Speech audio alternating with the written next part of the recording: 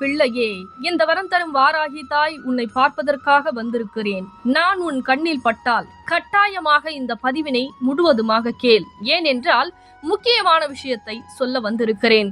அதனால் கண்ணீர் வடிக்காமல் கண்களை மூடி கமெண்டில் ஓம் வரம் தரும் வாராகி தாயே எனக்கு சொல்லுங்கள் என்று ஒவ்வொரு தங்கப்பிள்ளையும் எனக்கு குறு மெசேஜை அனுப்பி வைத்துவிட்டு கண்களை மூடி கேளுங்கள் என் தங்க பிள்ளைகளே.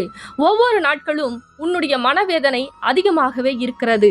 இந்த அதிகமான மனவேதனை உனக்கு மன அழுத்தங்களையும் உண்ணமிடாமல் உறங்க விடாமல் அதிகமாக புலம்பி தனியாக எனக்கு சாப்பிடுவதற்கு மனம் இல்லாமல் மன வருத்தத்தை கொடுத்து அவர்கள் மகிழ்ச்சியாக இருக்கிறார்களே தாயே என்று என் தங்க பிள்ளை கண்ணீர் வடிக்கிறது. ஆனால் என் தங்க பிள்ளையே, உனக்கு நியாயத்தை இந்த வரம் தரும் வாராகி தாய் வையாவூரில் இருந்துதான் வந்து வாங்கி கொடுக்க வேண்டும் என்று எழுத்தப்பட்ட விதியாக மாறிவிட்டது. நீயும் பல இடங்களில் பல விஷயங்களை பல பரிகாரங்களை செய்தாய். ஆனால் உனக்கு நடக்க வேண்டியது நம்பி நம்பி ஏமாற்றம்தான் இத்துணை நாட்களாக உனக்கு உன் வாழ்க்கையில் நடந்து கொண்டிருக்கிறது.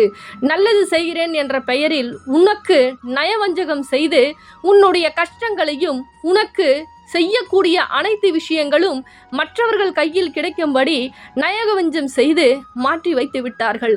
உறவு என்ற பெயரில் உபாசம் செய்து இப்பொழுது உனக்கு துரோகம்தான் இழைத்து விட்டார்கள். ஆனால் அவர்களை நம்பி நம்பி ஏமாற்றம், துரோகம், கஷ்டம், கண்ணீர் என்று மனவேதனைக்கு தான் தள்ளப்பட்டிருக்கிறாய். ஆனால் என் தங்க பிள்ளையே, உனக்கு கிடைக்க வேண்டிய நியாயத்தை இந்த தாய் வழங்குவதற்காக வந்திருக்கிறேன். அதனால் கண்ணீர் வடிக்காமல் நான் சொல்வதை கேள். ஒவ்வொரு நாட்களும் நம்பிக்கை என்பது உன் உறவின் மீது அதிகமாகவே வைத்தாய். ஆனால் அந்த உறவுகளோ அவர்களுக்குண்டான விருப்பத்தை உன்னிடம் இருந்து ஆசை வார்த்தை பேசி நிறைவேற்றி கொண்டார். ஆனால் உலகம் உயிர் என்று உன்னிடம் பேசி பேசி அனைத்து விஷயங்களையும் பறித்து கொண்டார். ஆனால் என் தங்க பிள்ளையோ இது உண்மை என முழுமையாக நம்பி அவர்களுக்கு பல விஷயங்களை செய்து பல இடங்களில் அவர்களுக்குண்டான ஆசை நிறைவேற்றுவதற்காக ஓடி ஓடி என் தங்கப்பிள்ளை உழைத்து உழைத்து இன்று வெறும் கையாக நடுத்தெருவில் நிற்க வைத்து விட்டார்கள் என் தங்க பிள்ளையை. ஆனால் என் தங்க பிள்ளையோ இன்று நிலைமை என்ன தெரியுமா? கண்ணீரும் மனவேதனையும் கஷ்டம் மட்டுமே நிரம்பி இருக்கிறது. என் தங்க பிள்ளையே, என்னை ஒரே முறை நம்பி வையாவூருக்கு வா. பச்சாடை அணிஞ்சு கொண்டு பச்சை துணியில் ஒருவா நாணயத்தை முடி போட்டு கொண்டு உன்னுடைய வேண்டுதலை சொல்லி என்னை தேடி ஒரே முறை வா. நான் சொல்லக்கூடிய விரதத்தை 12 நாட்கள் மட்டும் இரு.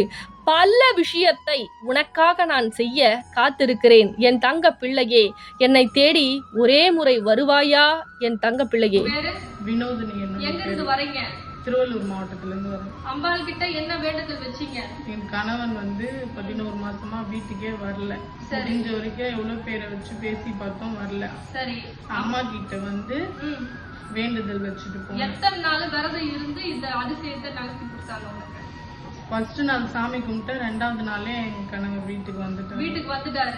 எவ்வளவு சந்தோஷமா இருக்கு, சொல்ல முடியாத அளவுக்கு சந்தோஷம். அப்படியே திரும்பி அம்பாளுக்கு அப்படியே நன்றி சொல்லுவாங்க.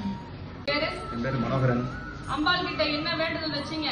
எனக்கு வேலை இல்லாம இருக்கேன், எனக்கு ஒரு வேலை வாங்கி கொடுங்கம்மான்னு சொல்லி அம்பாட்ட வேண்டி இருந்தேன். அம்பாள் வேலை வாங்கி கொடுத்தாங்களா? வேலை வாங்கி கொடுத்தாங்க. அப்படியே திரும்பி நன்றி சொல்லுவாங்க. தங்க பிள்ளைகளா, எல்லாம் எப்படி இருக்கீங்க? எல்லோருக்கும் எல்லா விஷயமும் கிடைச்சி சந்தோஷமா இருக்கணும். நம்ம வரம் தரும் வாராகி ஆலயத்துல வரக்கூடிய தங்க பிள்ளைகள் அனைவருக்குமே நம்ம அம்பாள் வேண்டுதல் நடத்தி கொடுத்துட்டு இருக்காங்க. அது போல உங்களுக்கு நடக்கணும். நீங்க பல கஷ்டத்தில் இருக்கீங்க, ஏறாத கோவில் இல்ல, ஏற்றாத தீபம் இல்ல அப்படின்னு சொல்லி மனம் குமுறி அழுதுட்டு இருக்கீங்க. எனக்கு வழியே தெரியல, ஒரு விஷயத்துக்கு தீர்வே கிடைக்கல அப்படின்னு நீங்க நினைச்சிட்டு இருக்கீங்க. இந்த பதிவு உங்க கண்ணில் படுது அப்படின்னா கட்டாயமா நம்ம வரம் தரும் வாராகி ஆலயத்துக்கு வாங்க. நாங்க சொல்லக்கூடிய முறையில நீங்க கட்டாயம் விரதம் இருக்கணும். எப்படி இருக்குன்றத இந்த ஆலயத்தின் மூலியமா நாங்க சொல்லி கொடுப்போம்.